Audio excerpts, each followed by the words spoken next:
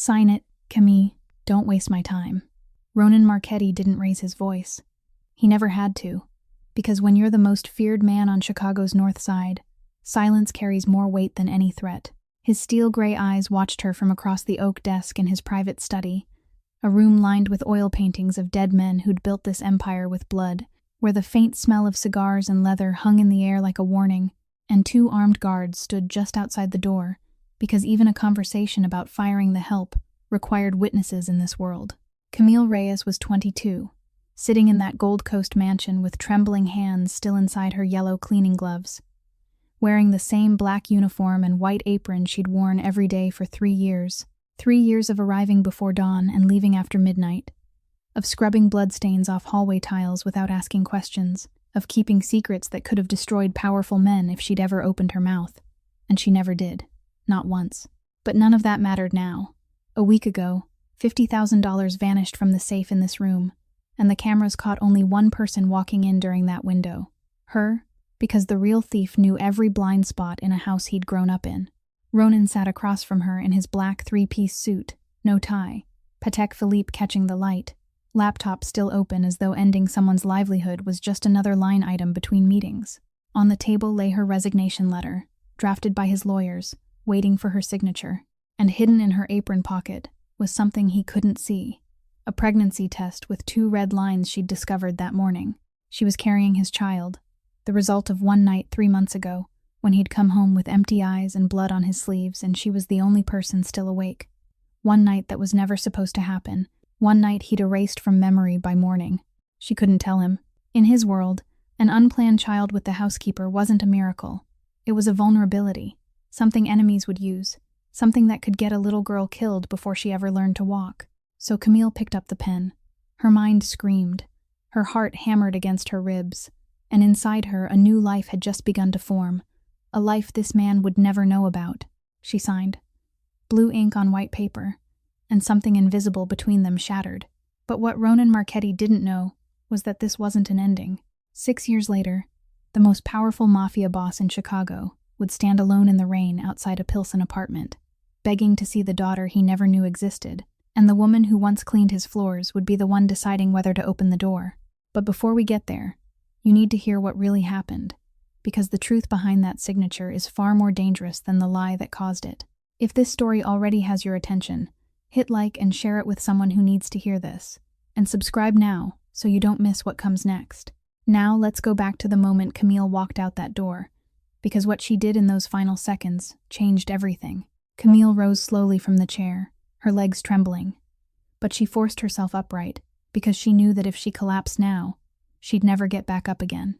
Ronan had already turned his attention back to the laptop screen as if everything was finished, as if the 3 years she'd poured into this house had been folded into a single signature, and now he could move on to the next item on his schedule. But Camille didn't walk out right away. She stopped in the middle of the room, her right hand touching the pocket of her apron, her fingers finding the small piece of plastic she'd hidden there all morning. She pulled it out, the pregnancy test with 2 red lines still clearly visible under the weak light slipping through the heavy curtains. She looked at it one last time. Those 2 parallel red lines like 2 roads that would never meet. One the life she was living, and one the life she should have been allowed to have. Then she snapped it in half. The crack of plastic sounded dry and sharp in the silent room. She broke it again, into 3 pieces, then dropped them onto the edge of the heavy oak desk, right in front of him, before they scattered near the drawer. The sound of plastic tapping the bottom was so light, but to Camille it weighed more than any sound she'd ever heard in her life. Ronan looked up. His gray eyes settled on her with cold curiosity, the kind of curiosity of a man used to controlling every detail of his territory. "What is that?" His voice carried no emotion, only an inventory-like question, the same tone he used when he asked his accountant about an unfamiliar expense. Camille didn't answer. For the first time in 3 years, she didn't lower her head to that voice. She turned back to face him, and in her brown eyes, heavy with tears, there was something Ronan had never seen in anyone. Not fear, not hatred, but a strange pity for the very man who was sending her away. "Thank you for giving me 3 years, Mr. Marchetti," she said, her voice shaking, but every word clear, as if it had been weighed before it left her mouth. "I hope you never wake up in the middle of the night because of a decision you made without ever having to hear the truth." The sentence hung in the cigar-thick air between them. Ronan didn't reply. Not because he dismissed what she said, but because something in her voice left him without a single word to counter it. And for a man who'd never been short of language in any negotiation, that was so strange it felt irritating. Camille turned her back and walked to the door. Her gloved hand closed around the brass handle, cool beneath the rubber she hadn't had time to take off, and she pulled it open. 2 bodyguards stood in the hallway, glanced at her, then looked away. Because in this world, a housekeeper leaving wasn't the kind of thing anyone bothered to remember. The door closed behind her softly, not slammed, not dramatic, just a small click as the metal latch fit into the wooden frame, but that sound would echo in Ronan Marchetti's memory years later, at a frequency he'd never be able to explain. Ronan sat motionless for a few seconds after the door shut. He looked down at the agreement bearing her signature, the blue ink still slightly glossy, then glanced at the trash bin by the door. Something urged him to stand and look inside, but he didn't, because Ronan Marchetti wasn't the kind of man who rummaged through a trash bin to understand a housekeeper's feelings, or at least that's what he believed about himself. Instead, he stood and walked to the window. From the 2nd floor of the mansion, through the thick bulletproof glass, he looked down at the front yard. Chicago rain hammered down in heavy sheets, turning the perfect green lawn into a dull gray mirror, and in the middle of that gray, Camille was walking toward the gate. She didn't run. She didn't bow her head. She didn't shield herself from the rain.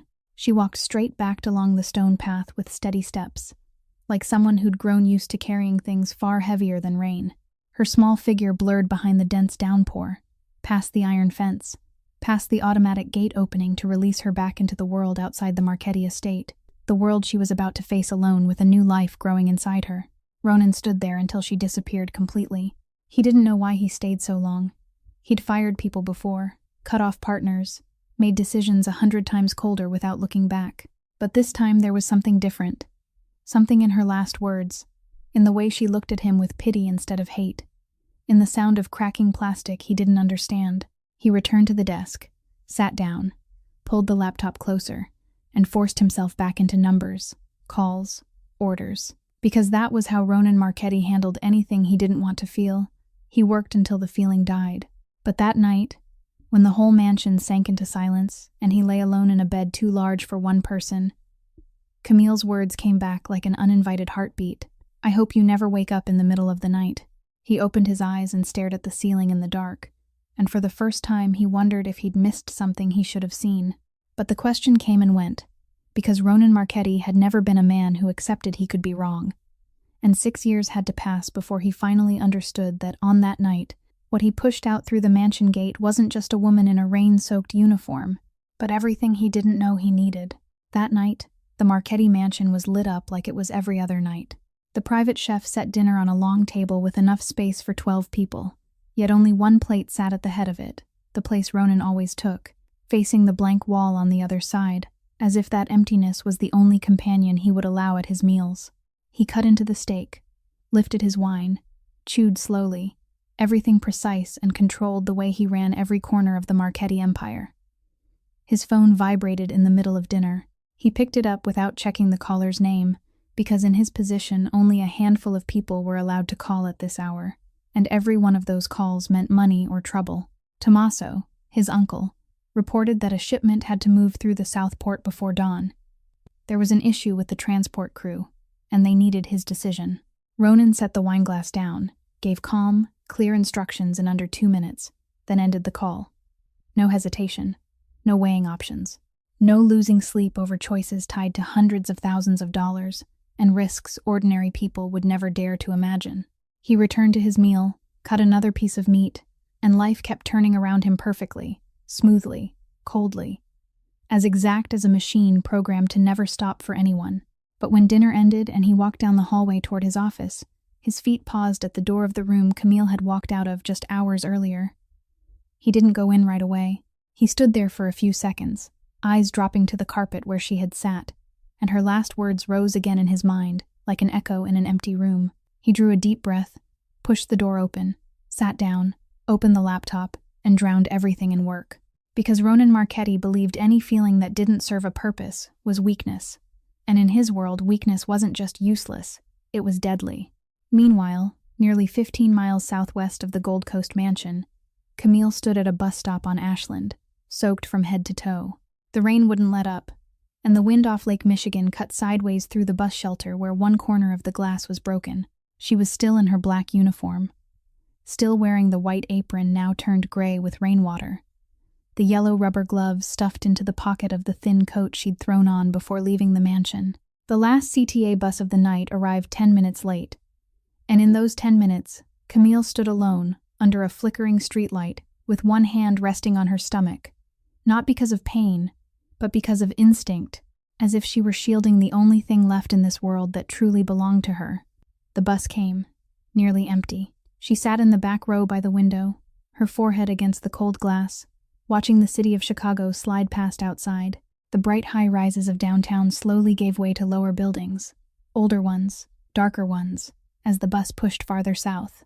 Neon signs of late-night grocery stores, metal grates pulled tight over closed shops, graffiti murals on rain-soaked brick walls. This was Pilsen, the neighborhood Camille had called home since she was a child, where Spanish rang out on every corner, and the smell of sweet bread from familiar panaterias felt more familiar than any expensive perfume in the Marchetti mansion. She got off at the corner of 18th and hurried 2 blocks to the old apartment, on the 3rd floor of a red brick building built back in the 1950s. The concrete stairs were damp and mildewed, the iron railing loose, the hallway light flickering like it was about to die. She let herself in with the spare key. Aunt Pilar kept under the plant pot by the door. Inside, the small apartment was quiet. Aunt Pilar was asleep, heavy breathing drifting from the bedroom in the back, the breathing of a 52-year-old woman whose diabetes had stolen almost all her strength. Camille didn't turn on the lights. She stepped into the small room her aunt let her use, a single bed, an old particle board dresser, a window looking out on the alley behind the building where stray cats sometimes cried at night. She sat on the edge of the bed, still wet, still cold, and pulled from her coat pocket the copy of the agreement she'd signed only hours earlier. She stared at her signature, the blue ink slightly smudged at the corner from tears, and for the first time since she'd walked out of that room, she let fear take her completely. Not fear of being poor, not fear of being alone, fear for the life inside her. She knew who Ronan Marchetti was. She knew how his world worked because she'd lived in it for 3 years, cleaning up the traces that world left behind. She knew that in that world, an illegitimate child of a mafia boss wasn't a blessing. It was a chess piece. Enemies would use the child as leverage. Allies would use the child to bargain. And Ronan himself, what would he do? Keep the baby. Hide the baby away. Turn the baby into another secret among the hundreds of secrets the Marchetti family buried beneath the foundations of their Gold Coast mansion. Camille folded the agreement, slid it into the nightstand drawer, and placed her hand on her stomach. Her belly was flat, no sign of anything on the outside, but inside, that tiny heart was beating, and every beat was a reason for her to make the most important decision of her life. She wouldn't tell Ronan, not because she hated him, not because she wanted revenge, because she wanted protection. She would disappear from everything connected to the name Marchetti. She would raise this child alone. In her world, the world of late-night buses, old apartments, small wages that were clean, a world where no one got shot for knowing too much, and no child had to grow up behind bulletproof glass. She lay down, pulled the thin blanket to her chest, and in the darkness of that small room in Pilsen, barely 15 miles from the Gold Coast mansion yet as far as 2 different planets, Camille Reyes closed her eyes with a certainty she'd never had before. She would be stronger than fear. She had to be stronger, because now she wasn't living only for herself anymore. In the weeks that followed, Camille knocked on door after door. She asked for work at a restaurant on 18th Street, and the manager looked at her stomach and shook his head without even letting her finish the sentence. The laundromat on the corner of Ashland said they already had enough people. The grocery store on Blue Island needed a night shift worker. But when she came back a second time in a loose shirt that could no longer hide her 4-month belly, they told her the position had been filled. Every time she was turned away, Camille swallowed her tears and moved on to the next door, because she didn't have the right to stop, because inside her there was someone waiting for her not to give up.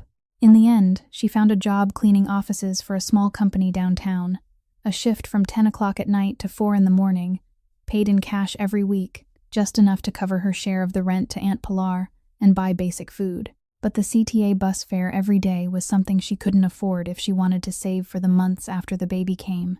so she walked 40 minutes each afternoon from Pilsen to downtown, and 40 minutes back at dawn, her belly getting heavier by the day, the soles of her shoes wearing thinner, but her steps never slowing.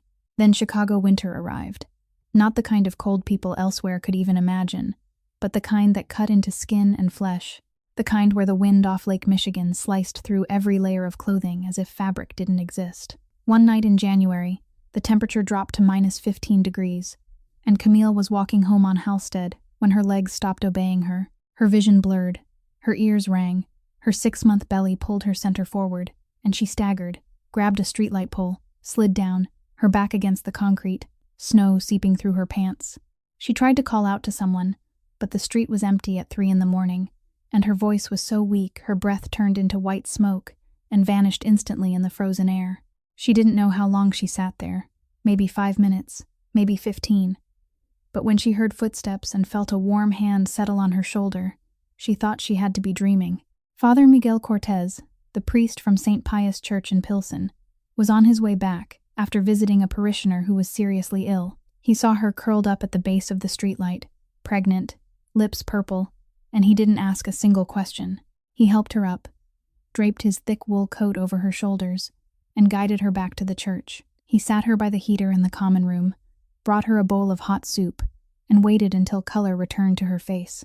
"You don't have to explain anything," he said in gentle Spanish. "You only have to know you're not alone." From that night on, Father Miguel became the spiritual anchor Camille never expected to find. He didn't give her much money because the church was poor too, but he gave her food from the community pantry every week, gave her a warm place to sit and rest whenever Chicago was too cold for walking, and gave her what no one else could give her then, the faith that she was doing the right thing. Aunt Pilar tried to help in her own way as well. Diabetes was making her weaker by the day, her legs swollen so she couldn't go far. But on evenings, when Camille's nausea was so bad she couldn't lift her head from the pillow, Pilar sat beside her, rubbing her back with trembling hands, telling old stories about Camille's mother, about how strong she'd been while carrying Camille alone in Puerto Rico before coming to Chicago, as if strength was something that ran in the blood of the women in this family. One afternoon, Camille passed a thrift store on 19th Street and saw a roll of creamy white yarn for 50 cents. She stood outside the door for a few seconds, then went in and bought it. That night, sitting on the bed in her small room, she began to knit a tiny hat. She wasn't good at knitting, the stitches uneven, loose in places and tight in others. But she kept going, slowly, patiently, and as she knit, she talked to her 7-month belly. "I promise you won't be short on love. The other things I'll find a way. But love, you'll have more than enough, because I've got enough for both of us." That little hat was ugly, misshapen, but Camille made it with the last pennies she could spare, and with the only thing no one could take from her, hope. The first contraction hit at 2 o'clock in the morning on a night in November, when the Chicago wind was howling outside the apartment window in Pilsen. Camille knew it was time. She called an ambulance because there was no one to drive her, and while she waited, she tucked into her bag the misshapen, creamy white knit hat she'd been working on for the past 2 months, because it was the only thing she'd been able to prepare for the baby about to arrive. Aunt Pilar woke at the sound of the ambulance siren, her swollen feet carrying her into the hallway, taking Camille's hand and saying she'd follow on the first bus. But Camille knew the last CTA had run hours ago, and the first one wouldn't come for a few more. She nodded, gave her aunt a steadying smile, then climbed into the ambulance alone. Stroger Hospital at 3 in the morning was a world of cold, white neon, steady beeping machines, and long hallways Camille was pushed through on a gurney as pain tore through her in waves. The delivery ward was crowded because this was the largest public hospital in Chicago, and every night women came in to give birth, many of them alone, just like her. A nurse named Rosa, a middle-aged Mexican woman with warm hands and a gentle voice, stayed by Camille's side through the whole labor. When the pain crested, and Camille needed to hold someone's hand, not her mother's hand because she was gone, not the hand of the man who should have been here because he didn't know, and he never would, she grabbed Rosa's hand, squeezing so hard her knuckles went white, and Rosa squeezed back as if it was the most ordinary thing in the world, because for her it was. Because at Stroger Hospital there were far too many mothers bringing life into the world with no one beside them but a nurse. Amelia was born at 5:47 in the morning. Her first cry cut through the room like a declaration that she had arrived, that she was alive, that she was here in spite of everything. The nurse laid Amelia on Camille's chest, and in that moment, the world stopped turning. Camille looked down at the tiny baby resting against her, wet black hair plastered to her scalp, skin flushed pink and red, little fists clenched as if she were holding on to something invisible. And then Amelia opened her eyes, gray-green eyes, not brown like Camille's, not dark like Aunt Pilar's or anyone else in the Reyes family. Gray-green, clear and deep. Ronan Marchetti's eyes looking up at her from the small face of her daughter. Camille cried, not from sadness, not from fear. She cried because she understood that no matter how far she ran, no matter how completely she erased the name Marchetti from her life, those eyes would remind her every day of the man she'd chosen not to tell. She held Amelia tighter, pressed her lips to her baby's forehead, and whispered in a voice meant only for the two of them to hear, "You're mine. Only mine." A few hours later, when Aunt Pilar finally made it to the hospital with reddened eyes and ragged breath from having to walk part of the way from the bus stop, an administrative staff member brought the birth certificate form for Camille to fill out. She wrote each line in blue ballpoint, her hands still shaking from exhaustion. The child's name, Amelia Reyes, date of birth, place of birth, mother's name, Camille Reyes. Then she reached the line for father. A blank box. The tip of her pen hovered over the paper, and she stared at that empty line for a long time. Not because she didn't know what to write, but because she knew exactly which name belonged there, and she was choosing to leave it empty. She drew a breath, skipped the line, and signed her name under mother, a signature carrying the weight of both roles she had just claimed.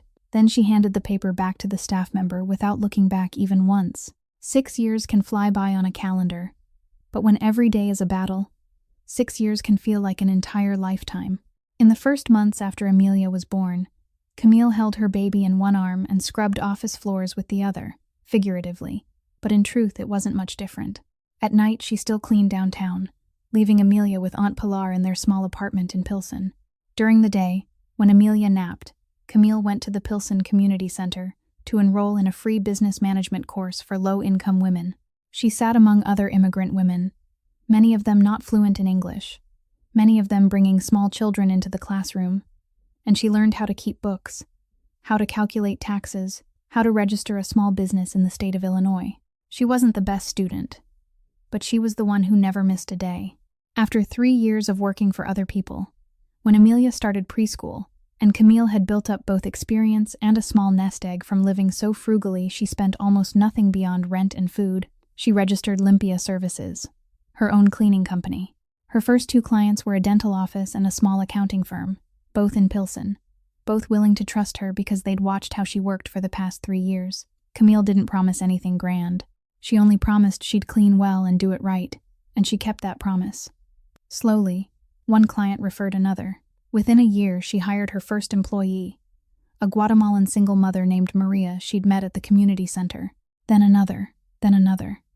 By the time Amelia was 5, Limpia Services had 8 employees. All single mothers or immigrants like her, women other places, had turned away, but Camille chose to give a chance. She didn't pay the highest wages on the market, but she paid on time. She bought insurance for each woman when she could afford it, and she never looked down on anyone, because she knew exactly what that feeling did to a person. Amelia grew up in that apartment, small but clean, walls covered with butterfly pictures Camille cut from old magazines, a twin bed pushed against the wall with the misshapen, creamy white knit hat sitting on the nightstand like a keepsake. Aunt Pilar, though her health kept weakening, still welcomed Amelia every afternoon when Camille went to work, teaching her to cook rice in Spanish and telling her stories about Puerto Rico. Amelia spoke both languages before she started first grade, and she had gray-green eyes no one in Pilsen could explain, eyes that didn't match anyone in the Reyes family. Meanwhile, on the other side of the city, 6 years for Ronan Marchetti meant 6 years of expanding an empire. Marchetti Holdings took over 3 more major real estate projects along the Chicago River, growing the legitimate network that shielded the illegal operations underneath. His name appeared in business magazines with the title of successful entrepreneur. But in the underworld, everyone understood the real weight behind that name. He married 2 years after Camille left, an arranged marriage to the daughter of an allied family back east, the kind of political alliance the Mafia world called securing territory. The marriage lasted 2 years, then ended in divorce papers and a large settlement because his wife said she couldn't live with a man who didn't let go of vigilance even in his sleep. After that came a few more relationships, none lasting more than a few months. Every woman said the same thing before she walked away. You don't know how to trust anyone." Ronan didn't argue because he knew they were right. But he didn't change either, because in his world, trusting people wasn't a virtue. It was a risk. The Gold Coast mansion was still lit up every night, still impeccable, still perfect down to the last detail. But it was getting quieter. Dinner was still one plate at the head of the table. The living room still held no laughter.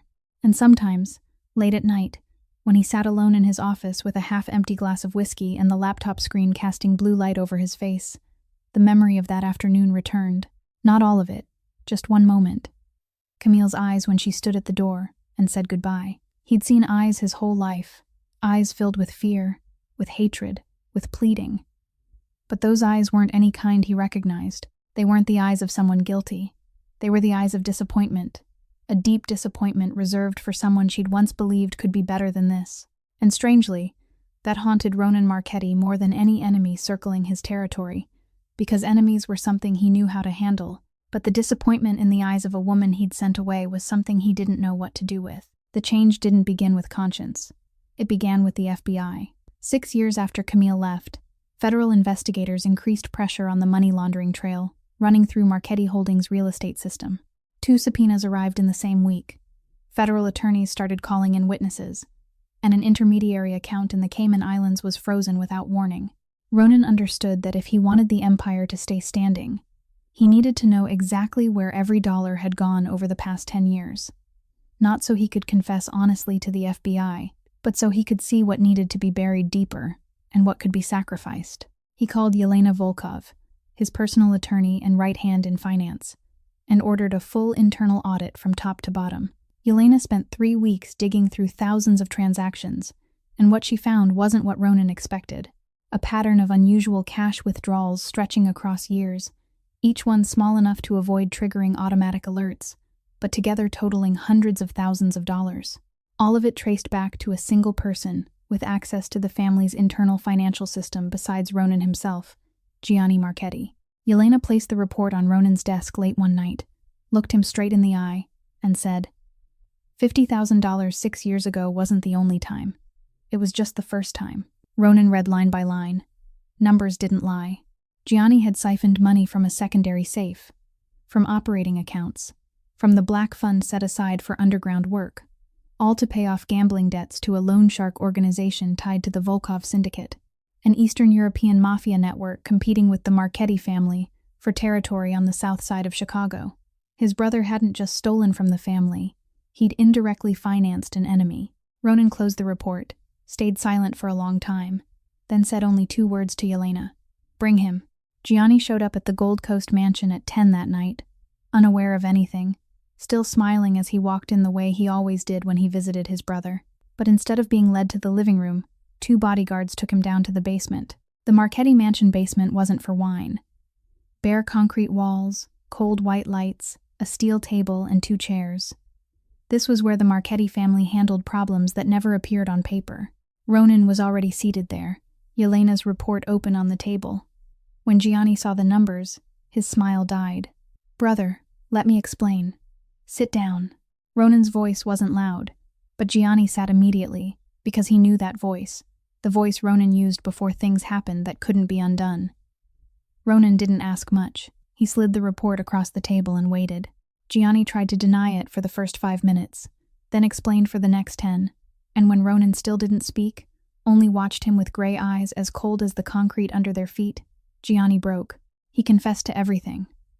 Gambling debts since he was 25, nights of losing everything at underground tables, loan sharks threatening to break his fingers one by one if he didn't pay, and desperation leading him to his brother's safe. Ronan listened, drew a slow breath, then asked the final question. 6 years ago, did she take the money? Silence. Giani lowered his head. No. You knew from the start. She was just a housekeeper, Giani said without daring to look up. Who would believe her? I thought you'd never find out, and it would all pass. The concrete room was so quiet they could hear water dripping from a pipe in the ceiling. Ronan looked at his brother, the man who shared his blood, his name, who'd grown up in this house with him, and he saw the thing he hated most in the world, his father. Old man Marchetti had been like that too, using the powerless as sacrifices for his own mistakes, punishing the ones with no ability to fight back, in order to protect the ones closest to him. Ronan had sworn he'd never become him, but 6 years ago he had done exactly that without even realizing it. He had thrown out an innocent woman without investigating, without listening, without giving her even one chance to tell the truth, just because she was the weakest person in the room, and in his world the weakest always carried the blame. Ronan stood, looked down at Giani one last time. "You've got 24 hours to disappear from Chicago. Every account, every card, every access point connected to the family is cut off immediately. You're not a Marchetti anymore." Giani opened his mouth to say something, then met his brother's eyes and stopped, because he understood that Ronan letting him walk out of that basement on his own 2 legs was the last mercy he would ever receive. When Giani left, Ronan stayed behind alone in the cold concrete basement, and for the first time in 6 years, Camille Reyes's face didn't come back in his memory as a blurred image.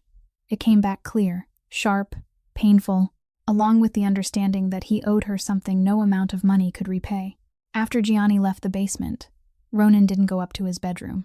He went back to his office on the 2nd floor. He needed to be alone with the truth that had just been exposed. Needed to sit in the very room where 6 years ago he'd forced an innocent woman to sign the sentence she didn't deserve. He sat in his chair, didn't turn on the laptop, didn't pour a drink, just sat in the dark while streetlight spilled through the window and laid long bands of light across the wooden floor. Then he started cleaning. Not because the room needed it, but because he needed to do something with his hands so his mind wouldn't explode. He pulled open the desk drawer, flipped through old papers, expired contracts, business cards he no longer used, and when he yanked the drawer all the way out and lifted it to set it aside, something small fell from a narrow gap between the drawer's bottom and the desk frame, where it had been wedged for years. Ronan picked it up, a small piece of white plastic, about 1.5 inches long, its surface slightly yellowed by time. He almost tossed it, but under the streetlight coming through the window, he saw a faint pink line running across the plastic. His hand froze. A flash from 6 years ago sparked in his mind, not sharp, but clear enough to remember. Camille standing by the door, pulling something from her apron pocket, looking at it, then snapping it. The dry crack of plastic in a silent room. He'd asked, "What is that?" And she hadn't answered. Back then he hadn't cared enough to ask again. Now, he held the plastic between 2 fingers, and for the first time, he cared. He opened his phone and searched images of pregnancy tests. The screen filled with results, white plastic sticks with small windows showing 1 or 2 pink lines. He looked at the piece in his hand, then back at the screen. The pink line, the same kind of plastic, the same size. His heart started beating harder. Not the kind of beat he felt when facing danger, but the kind that came when the ground under him began to shift, and everything he thought he knew suddenly turned uncertain. She was pregnant that day. The thought slammed into him with a weight he wasn't prepared to catch. He set the plastic on the desk, picked up his phone, and called Yelena. It was nearly 1 a.m, but Yelena answered on the 2nd ring because when Ronan Marchetti called at 1 a.m, it wasn't a call that could wait until daylight. "I need you to find someone," he said. "Camille Reyes. She worked here 6 years ago. Find everything about her over the last 6 years. Where she lives, her work, her family, everything. And don't let her know." Yelena didn't ask why because she never asked why. She only asked for a deadline. 2 days, Ronan said, then hung up. Yelena finished in 1.5 days. The report was on Ronan's desk the next afternoon. Neat, detailed, coldly precise, like every report Yelena had ever produced. Camille Reyes, 28 years old, residing in Pilsen, Chicago, owner of Limpia Services, an industrial cleaning company legally registered in the state of Illinois, 8 employees. 1 daughter named Amelia Reyes, 5 years old, enrolled at Orozco Academy, a public elementary school in Pilsen. The birth certificate listed father as blank. Ronan read that line twice. 5 years old. She'd been pregnant 6 years ago. A 5-year-old child. The numbers locked together with ruthless clarity. He turned the next page and stopped. Yelena had attached a photo pulled from Limpia Services' social media, taken on the company's family day. Camille stood in the middle of her employees, smiling, and beside her was a little girl in a floral dress. Thick black hair, a small chin, and gray-green eyes staring straight into the camera without the slightest shyness. Ronan stared at the photo and the world stopped. Those eyes. He knew those eyes because he saw them every morning in the mirror. That face, that chin, the way the child looked straight at the lens without fear. It was exactly the way he looked into anyone's eyes without flinching. He set the report down, stood, and stepped out onto the balcony. Chicago spread beneath him, millions of lights glittering in the night, and somewhere in that vast city, in a small apartment in Pilsen, there was a 5-year-old child, with his eyes sleeping without knowing who her father was. Ronan gripped the balcony railing with both hands, and for the first time in his life, those hands that had signed orders to deal with problems most people never dared to imagine, hands that had never trembled in front of any enemy, began to shake.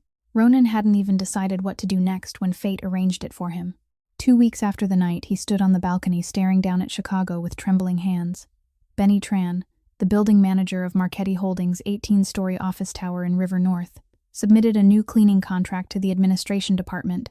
The winning bidder was Limpia Services, the most competitive price among 4 vendors, the highest ratings from previous clients, clean legal records. Benny didn't know the connection between the company owner and his own boss, because to him it was just a routine operational decision: choose the best contractor for the lowest cost. The contract was signed, and the name Camille Reyes appeared on internal Marchetti Holdings paperwork before Ronan ever had the chance to see it. Camille found out before Ronan did. On the first day she came to the River North building to survey the space before bringing her team in. She walked through the glass doors of the main lobby and saw the name on the brass plaque mounted on the marble wall: Marchetti Holdings. Her steps stopped. 6 years she'd built a life far from that name, and now it was right in front of her, engraved in brass, polished, bright, impossible to ignore. Her first instinct was to cancel the contract, turn back to Pilsen, call Benny Tran and say she was withdrawing, find another contract, any contract not tied to the Marchetti name. But then, she thought of the 8 employees waiting for her to bring them work. This was her biggest contract yet, big enough to hire 5 more people, big enough to finally buy health insurance for the entire crew, the one thing she'd promised them from the beginning, but had never had the money to deliver. She stood in the lobby staring at the name on the wall, then drew a deep breath. She wasn't the 22-year-old girl trembling in yellow rubber gloves anymore. She was a business owner, she had a legitimate contract, and she wasn't going to let fear make decisions for her ever again. She kept the contract. For the first 2 weeks, everything went normally. Camille's crew worked late evenings and nights, after office hours, so the chances of running into Ronan were close to 0. Camille came to supervise once a week in the afternoon, checked quality, signed papers with Benny Tran, then left before the top floor where Ronan worked could even know she'd been in the building. She thought she could keep that distance forever. Then, on a Tuesday afternoon of the 3rd week, the fire sprinkler system on the 9th floor malfunctioned and triggered the alarm for the whole building. Red lights flashed, the loudspeakers blared evacuation announcements, and more than 300 people started flooding the stairwells because the elevators automatically locked under safety protocol. Camille was on the 12th floor, checking an area that had just been cleaned. Ronan was on the 15th floor in a meeting with Yelena. Both of them came down through the emergency stairs with the flow of people, and between the 10th and 9th floors the line jammed for a few seconds because an exit door was stuck. Camille turned and looked up, and Ronan was looking down. 6 years compressed into a single second. She recognized him immediately. Still tall, still those cold gray eyes, still the black suit like the last time she'd seen him, but now there were faint wrinkles at the corners of his eyes, and a thin streak of silver at his temple that hadn't been there 6 years ago.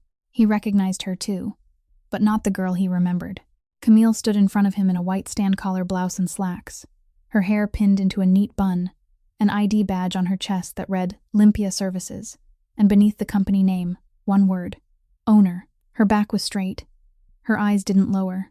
She wasn't the housekeeper in a black uniform anymore, and they both knew it. Camille, he said, and she'd never heard that tone from him before. Not commanding, not cold, almost stunned.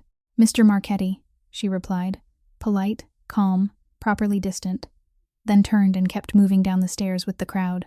When the whole building gathered in the lobby waiting for technicians to confirm it was safe, Ronan stood near the glass doors looking out at the street, but his eyes weren't on the street. His eyes were on the left corner of the lobby, where a little girl with black hair was sitting on a waiting chair next to one of Camille's employees, her legs swinging above the floor, a pencil in her hand as she drew in a small notebook. School was closed today, and Camille had no one to watch her daughter, so Amelia had come with her. The child looked up as if she could feel someone watching, and those gray-green eyes met Ronan's gray eyes across the crowded lobby. Amelia wasn't afraid, wasn't shy. She only looked at him with the pure curiosity of a 5-year-old, then lowered her gaze and went back to drawing. But Ronan couldn't lower his gaze and go back to anything. He stood there in the lobby of his own building, surrounded by hundreds of employees, and felt as if someone had pulled all the air out of his lungs. Because that child didn't just have eyes like his, she was his miniature copy, and now he knew the photo online hadn't lied. The numbers hadn't been wrong. The piece of plastic in the drawer had been real.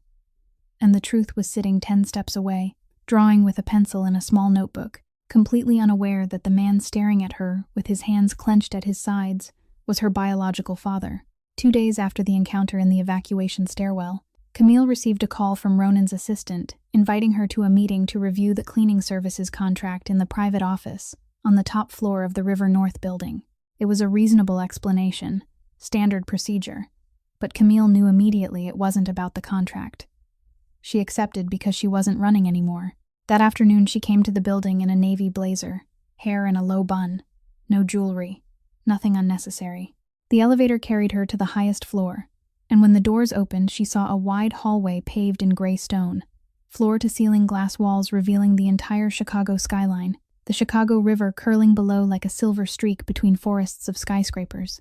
The assistant led her into a private conference room, then closed the door. Ronan was already there. No suit today, only a black shirt with the sleeves rolled up, and it was a small detail Camille noticed instantly, because Ronan Marchetti always wore a suit like armor, and the fact that he'd taken it off meant he was trying to appear less threatening, and the intention itself told her this conversation would go far beyond a cleaning contract. For the first 15 minutes, they talked about work. Ronan asked about service quality, supervision frequency, control procedures. Camille answered precisely. Professionally, no more and no less. She'd run Limpia services long enough to know how to sit across from power without shaking. And Ronan noticed. She wasn't the woman he remembered. Then he set his pen on the table, went quiet for a few seconds, and when he spoke again, his voice changed completely. No longer the voice of a CEO evaluating a vendor. 6 years ago, the day you left my house, you were pregnant. It wasn't a question. It was a statement. Camille didn't flinch, didn't turn pale, didn't give him any dramatic reaction he might have been expecting. She held his gaze and stayed silent long enough for him to understand she was choosing her words, not panicking for an answer. The truth didn't matter to you 6 years ago, Mr. Marchetti. Why does it matter now? The sentence hit Ronan like a punch he couldn't deflect, not because she was wrong, but because she was so right he had nothing to argue with. 6 years ago he hadn't wanted to hear it, hadn't needed to hear it, hadn't given her even one chance to speak. He drew a breath and did something he'd almost never done in 37 years of living, not in front of anyone. I was wrong. 3 words, shorter than any order he'd ever given, but heavier than all of them. Camille didn't react outwardly, but inside her something shifted, because it was the first time she'd ever heard this man admit fault, and she knew that with his nature those 3 words were harder than any life or death negotiation in the underworld. I know about Giani, he went on. I know the money wasn't you. I know everything, and I know it too late. Camille said nothing. She waited because she knew he wasn't finished. Ronan leaned forward, his voice dropping lower. But there's something you need to understand, Camille. If that child carries Marchetti blood, whether you want it or not, whether you hide her for as long as you can, she's in danger you can't see. I have enemies, more than you think, and they don't spare family. Camille felt the blood in her body turn cold. For 6 years she'd run from the Marchetti name for exactly this reason, because she knew how dangerous that world was, because she'd scrubbed blood off hallway tiles and understood violence wasn't an exception in that world, it was the rule. But she also realized what 6 years of hiding hadn't changed. Blood didn't disappear because she wanted it to. Amelia's gray-green eyes would always be there, and if someone was curious enough to look closely, the connection would surface whether the birth certificate left father blank or not. Amelia isn't a chess piece, she said, her voice steady but her hands clenched beneath the table. She isn't property. She isn't a weakness. She isn't a target. She's my daughter. Is she also my daughter? The question hung between them, between the glass room overlooking Chicago, between 6 years of silence. Camille looked at him for a long time. There was no hatred in her eyes, no weakness, Only the truth she'd carried alone for 6 years, and now it was too heavy to carry alone any longer. "Yes," she said. "Amelia is yours." The room went silent. The Chicago skyline glittered behind the glass as if the outside world had no idea that inside this room, a truth just spoken had changed the lives of 3 people forever. Ronan drove back to the Gold Coast mansion in silence. No radio, no calls, no orders given to anyone. For the first time in years, he drove himself instead of using a driver because he didn't want anyone to see his face right now. He parked in the garage, walked through the dark hallway without turning on a light, went straight into his office, and closed the door. He sat in the familiar chair, poured a glass of whiskey from the Macallan bottle on the shelf, set the glass on the desk, then didn't touch it. His right hand opened the drawer, took out the yellowed piece of the pregnancy test, and placed it beside the phone screen showing the photo of Amelia that Yelena had found. The plastic fragment and the photo sat next to each other on the oak desktop. One proof of a truth he'd ignored 6 years ago, and one the consequence of that truth, a 5-year-old child with his eyes and her mother's smile. He stared at the photo and began to count. 5 birthdays he wasn't there for. 5 Christmas mornings she woke up, and he wasn't the one leaving gifts under the tree. Her first step, he didn't see it. Her first word, he didn't hear it. Her first day of school, he wasn't standing at the gate. The nights she had a fever, he didn't stay awake. The times she fell, he didn't catch her. 5 years, day by day, moment by moment, all of it passing without him even knowing it existed, and now it piled up in front of him like a sentence no lawyer could lessen. He looked at the piece of plastic. He remembered the sound of it snapping in this office 6 years ago. Back then, he'd asked, "What is that?" in a careless voice, then turned back to his laptop.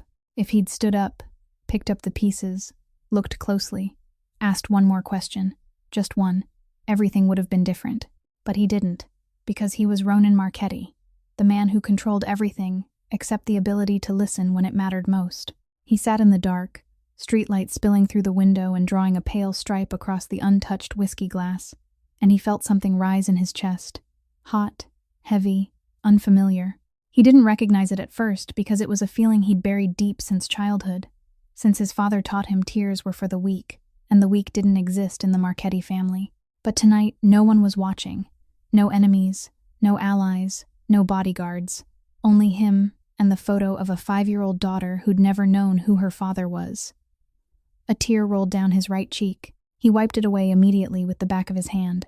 Fast, decisive, the reflex of a man trained to hide every sign of weakness. But that tear was real, and he knew it was real. 15 miles away, in the apartment in Pilsen, Camille sat on the edge of Amelia's bed watching her sleep. The child lay on her side, arms wrapped around an old teddy bear, black hair spread across the pillow, breathing soft and even. The small room was so peaceful, Camille could hear the ceiling fan turning slowly and the cry of stray cats in the alley. She had built this peace over 6 years with sweat, with tears, with nights walking 40 minutes through snow. Amelia had friends, a school, Aunt Pilar, a steady routine, everything a child needed except a father. And now that father knew she existed. Camille was afraid. Not afraid Ronan would hurt Amelia, but afraid his power would crush the small world she had built. His lawyers were better than anyone she could afford. His money was more than everything she could earn in a lifetime. If he wanted custody, she wouldn't stand a chance in court. But then she looked at Amelia and remembered the question her daughter asked every year on Father's Day, when school had them make cards for their dads. "Mom, who do I give mine to?"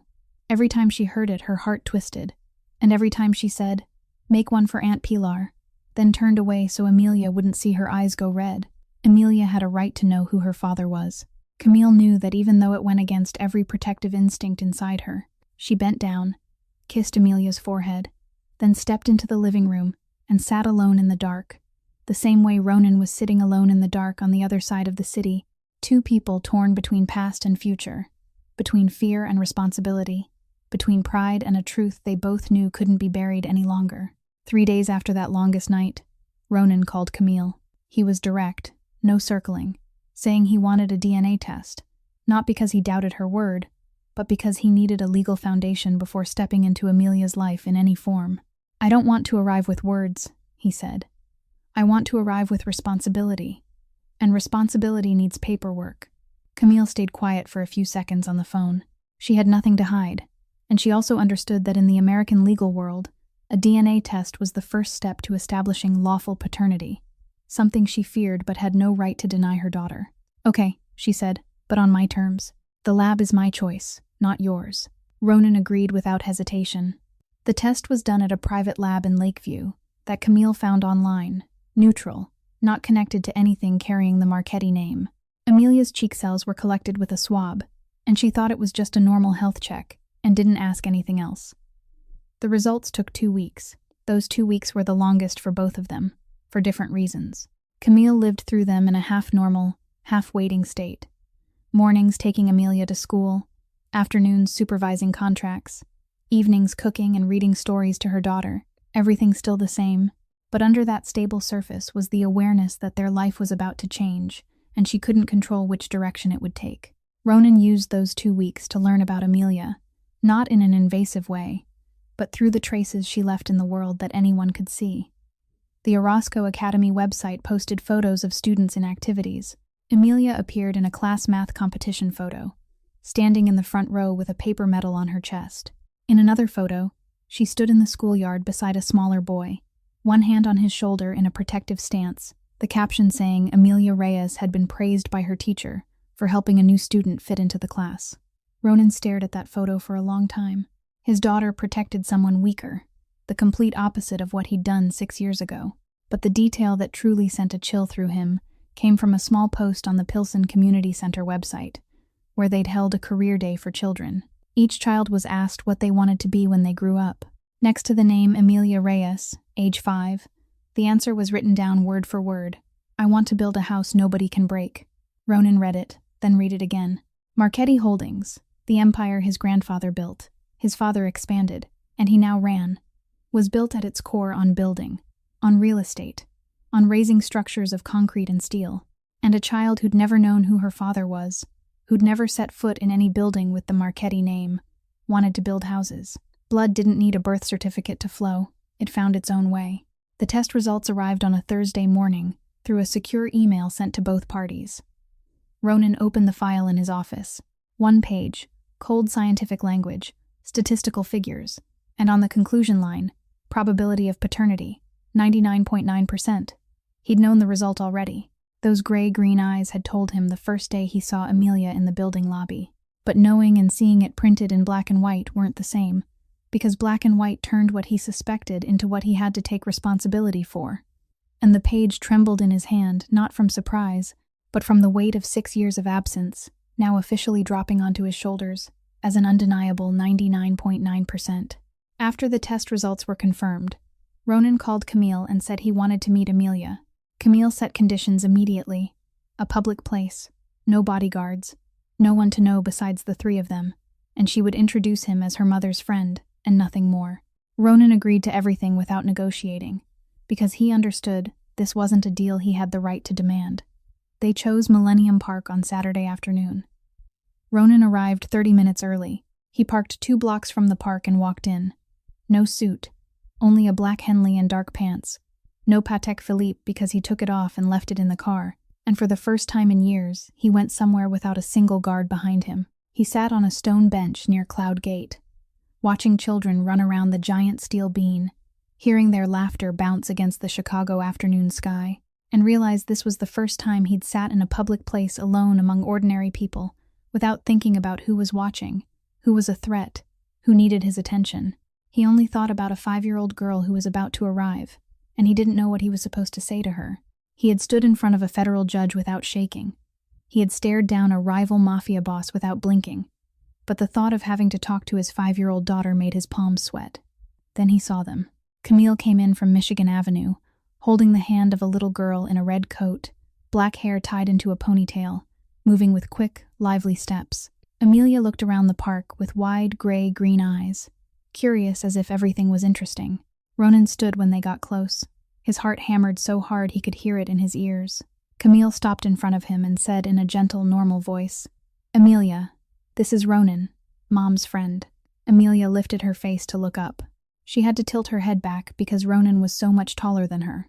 Gray-green eyes met gray eyes, and Ronan felt as if someone had touched the deepest place inside him, the place he thought he'd locked away a long time ago. "Hi, sir." Amelia said in a clear voice. Not afraid, not shy, only polite in the way a well-taught child greets an adult. Hi, Amelia, Ronan answered, and he had to force his voice to stay steady because his throat tightened. The three of them sat on the stone bench. Camille stayed in the middle at first, but Amelia quickly moved to sit beside Ronan because she wanted to ask him about the big steel bean in the distance. Ronan explained it was Cloudgate, and she nodded, then asked about school, talked about her best friend Lucia, about the painting she'd made last week in art class. A tall building with lots of windows. Ronan listened, truly listened, not the kind of listening that waited for a chance to respond, but the kind that listened because every word from this child's mouth was precious. What do you do? Amelia asked suddenly. I build houses, Ronan said, reducing the Marchetti Holdings empire to 3 words a 5-year-old could understand. Big houses or small? She asked. Both. Amelia tilted her head and thought for a moment. I like smaller houses better. Smaller houses feel warmer. Camille looked away because she didn't want anyone to see her eyes getting wet. Amelia's words weren't aimed at anyone, but they cut through every layer of wealth Ronan owned, because his Gold Coast mansion was big, and it had never been warm. After that, Camille bought Amelia ice cream from a nearby cart. The little girl chose chocolate, took 2 licks, then got a brown smudge right on the tip of her nose. Amelia crossed her eyes to look at her own nose and burst out laughing, a bright, crisp laugh in the afternoon air. Ronan watched her laugh and he laughed too. Not the social smile he wore at parties, not the cold smile he used in negotiations, but a real smile that started in his eyes before it reached his mouth, the kind of smile he couldn't remember the last time he'd worn. Camille saw that smile, and something inside her shifted. Small, quiet, like a door opening another millimeter, and she wasn't sure whether she wanted it to open or close. Less than a week after the meeting at Millennium Park, the ghost of the past returned. Giani Marchetti didn't disappear the way Ronan thought he would. After being cast out of the family, stripped of every account, every access point, every layer of protection the Marchetti name provided, Giani drifted down to the south side with his old debts still intact, and his resentment sinking deeper by the day. He reached out to the Volkov Syndicate, the very Eastern European Mafia organization he'd once owed gambling money to, and offered a simple deal: internal Marchetti information in exchange for protection and cash. Giani knew the security layout of the Gold Coast mansion, knew Ronan's schedule, knew the name of every guard, knew the weak spots in the financial system, and he was willing to sell it all. But the most valuable information Giani had wasn't in ledgers or security diagrams. In the weeks after he was exiled, before Ronan could sever every channel completely, Giani still had an old contact on the security team who texted him from time to time. From those scraps of messages, Giani learned that Ronan had recently been going somewhere every Saturday without bodyguards, something that had never happened. Giani followed out of curiosity and discovered Ronan sitting in Millennium Park with a woman and a little girl. The little girl had gray-green eyes that matched Ronan's perfectly. Giani didn't need a DNA test to understand what he was looking at. The call came to Ronan's phone at 11 o'clock at night on a weekday. Ronan recognized his brother's voice immediately.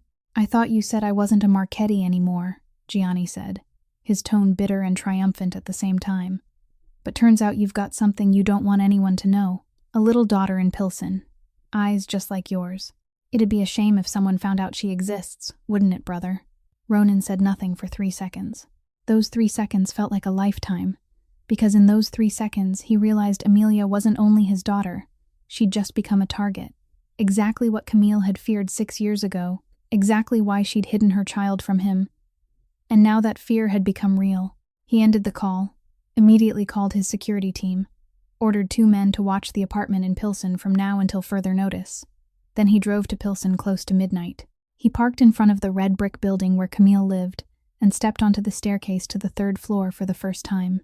Cracked concrete, a shaky iron railing, a hallway light flickering, peeling paint exposing old brick beneath. Ronan looked around and felt shame cut straight through his chest because his daughter had grown up here for 5 years, while he slept in a mansion with bulletproof glass and heated floors. Camille opened the door after 3 knocks, eyes sharp with caution, an old nightgown, hair loose. When she saw Ronan, she knew something was wrong because he wasn't the kind of man who showed up at midnight without a reason. Ronan told her directly about Gianni's call, about the threat, about Amelia being discovered. Camille's reaction wasn't fear. It was anger.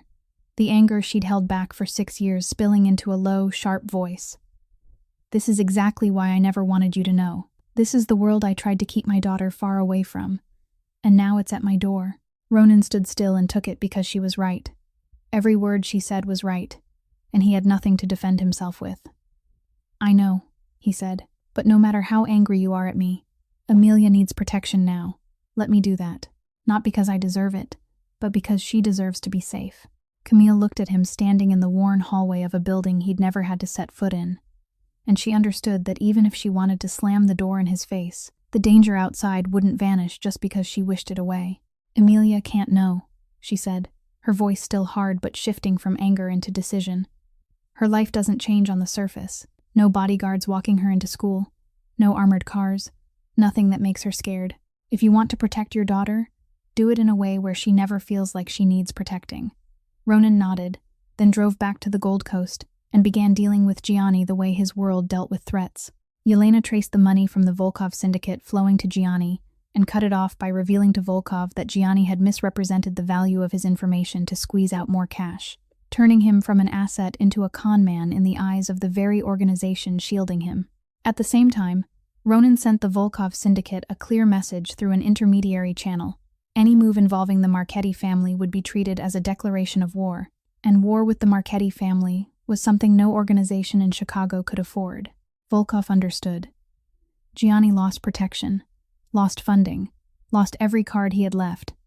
And 2 weeks later, he left Chicago on a night bus heading west, disappearing from the city the way Camille had disappeared from the Gold Coast mansion 6 years earlier. Only this time the difference was Camille had left with dignity, and Giani left with empty hands and a name no one would claim. After the threat from Giani was handled, the Saturday meetings at Millennium Park continued. Every week, Ronan arrived early. No suit, no bodyguards nearby, even though now there were 2 men watching from a distance at his order. Men Amelia would never know about. She grew used to Ronan's presence as a natural part of her weekend. She showed off her math scores, talked about the new picture she'd drawn at school, asked him everything from why tall buildings didn't fall over to why the Chicago sky was so often gray. Ronan answered every question with a patience that surprised even him, because the world he lived in wasn't the kind of place that nurtured patience. Months passed, and Camille watched from the side, not interfering but always observing. She saw how Amelia began to look for Ronan more and more, how the child ran toward him the moment she spotted him on their familiar bench, how she started telling stories at home that began with Uncle Ronan said, and Camille knew the truth couldn't stay hidden any longer. Amelia deserved to know, and every day of delay was another day her daughter lived inside a half-truth. Camille chose a quiet Sunday afternoon. She invited Ronan to the apartment in Pilsen, the second time he climbed those red brick stairs, but this time not because of a threat, because of the opposite. Amelia was sitting on the old sofa, drawing in her notebook, when Ronan walked in. She lifted her head, smiled, "Uncle Ronan," then went back to drawing. Camille sat beside her. Ronan took the chair across from them. The living room was so small the 3 of them were almost within touching distance, the ceiling fan turning slowly, late afternoon light slipping through the window and landing on the old wooden floor. Camille placed her hand on Amelia's knee so the little girl would stop drawing and look up. "Amelia, Mom needs to tell you something important." Amelia set the pencil down, looked at her mother, then at Ronan, then back at her mother, those gray-green eyes serious beyond her age. "Ronan isn't only Mom's friend," Camille said, her voice calm, though she had to grip Amelia's knee to keep it from trembling. "He's your dad." Silence. Not the dramatic silence of a movie, but the silence of a 5-year-old processing something bigger than her understanding, yet with an instinct that grasped more than adults expected. Amelia didn't cry. She didn't shout. She didn't react wildly. She looked at Ronan for a long time, a very long time, with eyes just like his, then asked in a small but clear voice, "Why wasn't Dad here from the beginning?" The question was simple, but it carried the weight of 5 Father's Days, with no card to give. 5 years listening to friends talk about their dads while not knowing she had one. 5 years seeing the blank line on her birth certificate and never asking her mother why it was blank. Ronan didn't make excuses, didn't offer long explanations, didn't blame circumstances.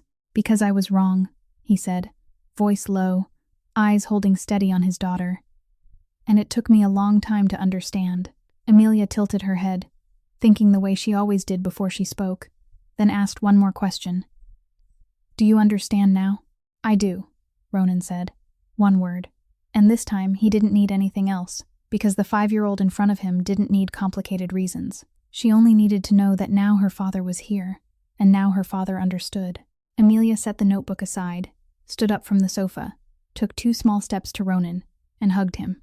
The hug was brief, light, 2 tiny arms around the neck of a man she'd called uncle only months ago.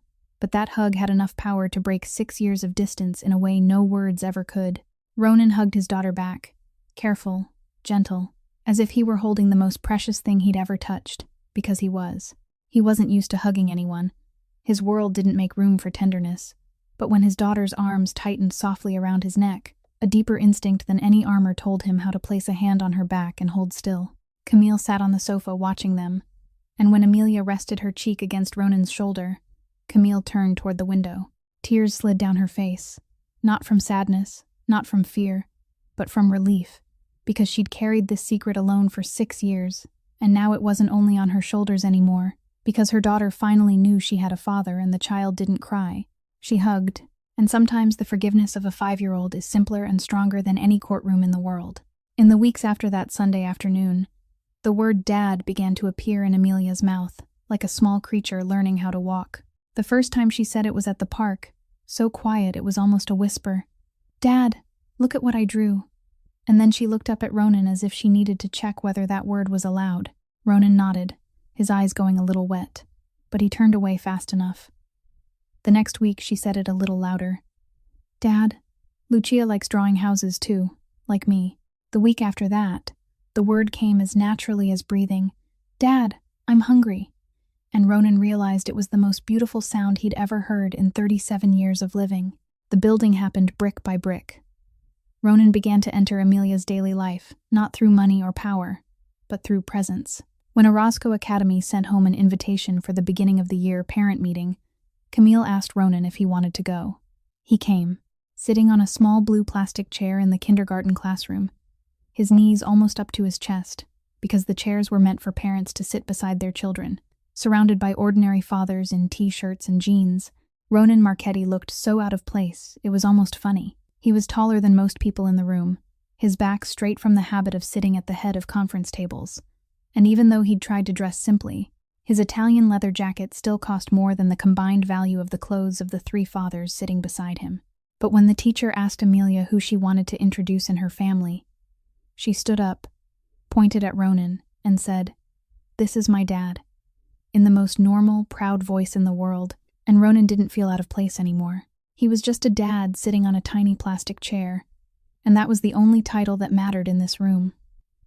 A few weeks later, Amelia brought home a drawing from art class. She placed it on the kitchen table in their Pilsen apartment for Camille to see. The picture showed a house with big windows and a red roof, and in front of it were 3 people standing side by side, the tallest on the left, the medium one in the middle, the smallest on the right. Above them, in the unsteady handwriting of a 5-year-old, Amelia had written, "Mom, Dad, and me." Camille stared at it for a long time. She didn't cry because she'd already cried enough, but she felt something warm spread through her chest. Something 6 years of holding herself up alone had made her forget could exist. She stuck the drawing to the refrigerator with a flower-shaped magnet, and it stayed there from that day on. Then came Amelia's first weekend at the Gold Coast mansion. Camille agreed after many discussions with Ronan, setting clear rules about timing and contact.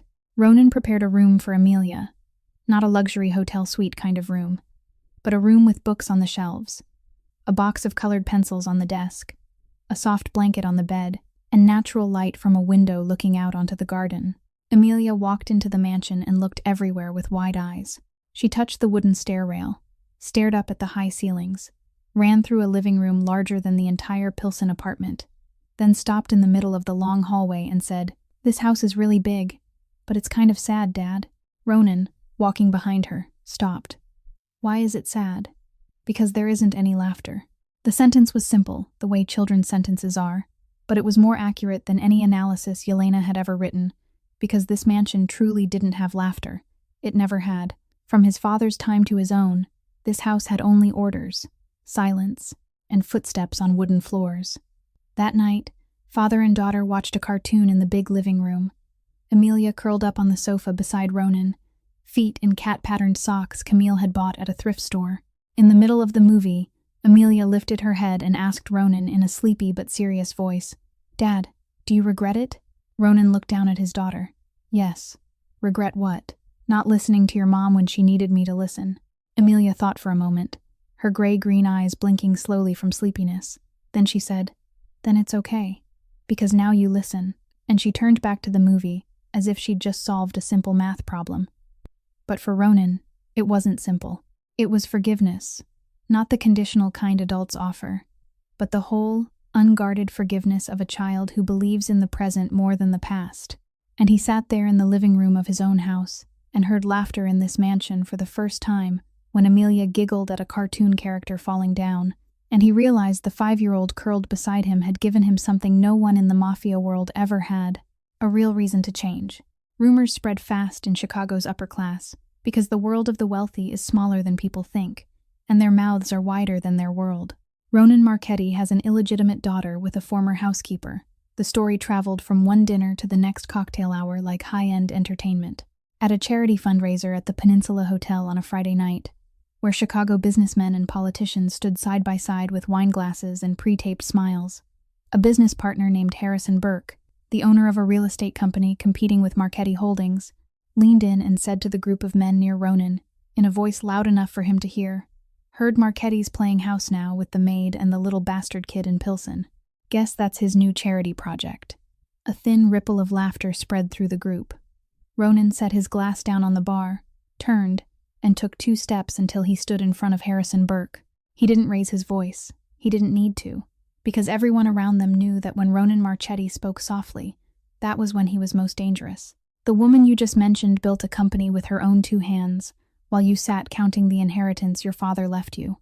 She's the mother of my daughter. The next time you speak about her, make sure you've earned the right." Harrison Burke went pale. For several long seconds, no one in the room spoke, because they all understood Ronan's words weren't gentlemanly defense of honor. They were a final warning, the Marchetti kind of warning, and that kind of warning didn't come twice. That night after the party, Ronan drove back to the mansion alone and thought about what he'd just done. He had publicly acknowledged Amelia to Chicago's elite, had placed Camille's dignity alongside the family's dignity, and he didn't regret it. But at the same time, in the Pilsen apartment, Camille was facing a different fear. Amelia had just come home from her weekend at the Gold Coast mansion, and through dinner she chattered nonstop about her room at Dad's house, about the wide garden, about a bathtub as big as the entire bedroom she shared with her mother. Camille listened and smiled, but inside she tightened. Ronan's world was bigger, brighter, full of more, and Camille feared that this small 2-bedroom apartment, with butterfly cutouts from old magazines on the walls and a twin bed pushed against the wall, would slowly start to feel small and dull in her daughter's eyes.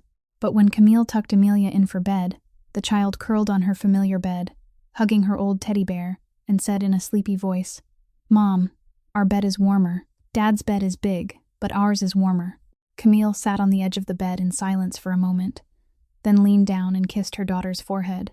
She understood that love wasn't measured in square footage or the price of sheets, and her daughter, even at 5, already knew the difference between wide and warm, between more and enough. 15 miles away, Ronan stepped into his office at the mansion, where the portrait of his grandfather hung on the wall as it always did. Grandfather Marchetti, the man who built this empire out of blood and silence, looked down at him with oil-painted eyes that never changed expression. Ronan looked at the portrait, then looked down at his phone, where the wallpaper was still a photo of Amelia smiling with ice cream on her nose, the picture he'd set after that afternoon at Millennium Park. 2 images, 2 worlds. His grandfather built an empire through violence and control. His daughter wanted to build a house nobody could break. And for the first time, Ronan thought about change not because the FBI forced it, not because of business strategy, but because he didn't want Amelia to grow up and one day discover who her father really was in the dark. He couldn't walk away from the empire. In the Mafia world, retirement didn't exist.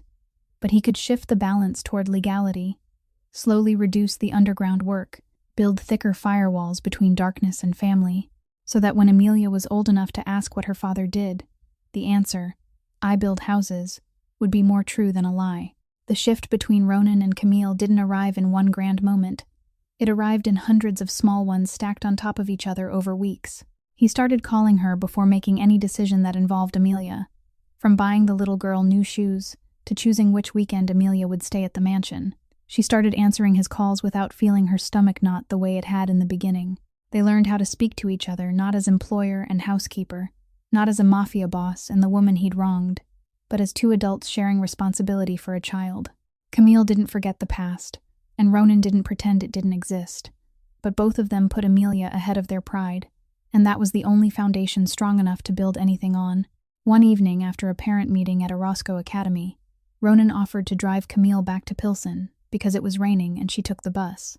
Camille hesitated for a second, then agreed, not because she needed a ride, but because she was tired of refusing everything just to prove she didn't need anyone.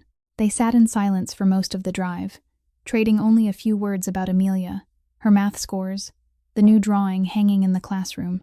When the car stopped in front of the red brick building in Pilsen, the rain had eased but the air was still cool and damp, the smell of wet earth rising from the sidewalk. Camille opened the car door, then paused when Ronan said, "Thank you for not closing the door in my face." She turned back to look at him. In the yellow streetlight filtering through the windshield, Ronan's face didn't look like the cold mafia boss face she remembered from 6 years ago. There was something softer there. Not much, just enough for her to notice. "I didn't do it for you," she said honestly. "I did it for Amelia." "I know," he answered. 2 words, but the way he said them, slow, quiet, eyes holding hers, carried more than language could hold, and Camille looked back at him with an expression she didn't fully control. Not forgiveness. Not yet. But not the absolute distance either. It was something in between, in the space between past and future, between hurt and the possibility of healing, and both of them felt it in those brief seconds. No one leaned in. No kiss. No touch. No promises. Just one real moment between two people who had hurt each other deeply and were now standing on the thin line between what had been lost and what might be rebuilt. Camille stepped out of the car, said goodnight over her shoulder, then went into the building without looking back. Ronan stayed in the car watching the door close, not driving away right away. He knew what was forming between them wasn't explosive movie love. It was slower, heavier, more real, built on a foundation of admitted wrongs and respect being learned one day at a time. And maybe that was the only way two people like them, one who'd grown up not trusting anyone and one who'd learned not to need anyone, could move toward each other without breaking the fragile thing they were both trying to protect.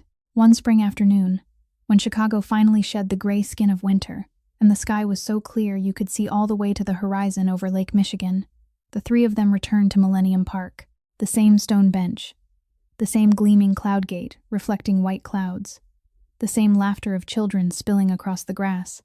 But everything was different. 6 years earlier, Camille had walked out of the Gold Coast mansion in the rain with empty hands and a life hidden inside her belly. Now she walked beside the man who had sent her away, not because she'd forgotten, but because she had chosen to keep moving forward. Amelia ran ahead, black hair flying in the wind, sneakers tapping against the stone path, her bright laughter carrying through the space between the skyscrapers. Ronan and Camille walked slowly behind her, not holding hands, not linked at the arm, only side by side with a distance close enough that their shoulders almost brushed, and far enough that both of them could breathe. Camille watched her daughter run and said, her voice calm as if she were talking about the weather, but each word carrying the weight of 6 years. "Do you realize it? That day in your office was the worst day of my life, but it was also the day everything I have now began." Ronan took a few more steps in silence before he answered. "And it was the day I lost the most precious thing without even knowing it." Neither of them said anything else, because they didn't need to. The past was there, not erased, not cleaned away, but it was no longer a wall between them. It was a foundation, ugly and cracked, yet strong enough to build something new on top of it. Amelia stopped near the pool that mirrored the sky, turned to look at the two of them walking slowly behind her, then ran back, hair loose, gray-green eyes bright in the late afternoon sun, took her mother's hand with her left and her father's with her right.